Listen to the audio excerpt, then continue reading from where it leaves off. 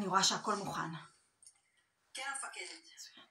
מצוין, מצוין. דודי, תבין, אתה התקווה האחרונה שלנו אחרי 30 שנה ללא גשם. המעיינות, האגמים, הימים התייבשו, הנטרלנים, הרובוטים הרשעים האלה פועלים באופן נמרץ כדי לייבש את הארץ. הם יודעים שהם רגישים למים, אז הם מונעים מאיתנו כל אפשרות להרטיב אותם.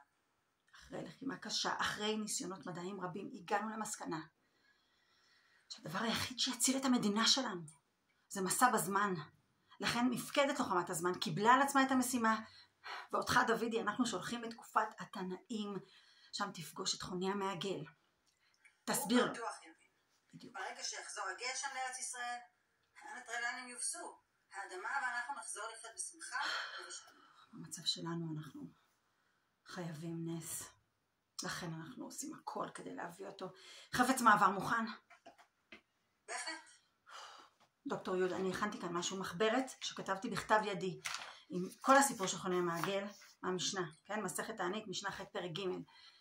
המחשב יסרוק את זה ויקח אותך מיד למקום הנכון. מגניב ומסוכן. שמור על עצמך. אנחנו כאן נדאג שהנטרלנים לא ירדפו אחריך. אל דאגה, תבנם, אני אהיה לכם. קדימה, כנס אל החישוק. קח את המחברת. ודודי. דודי. כן? אני לא יודעת אם אמרנו לך, אבל אנחנו גאים בך.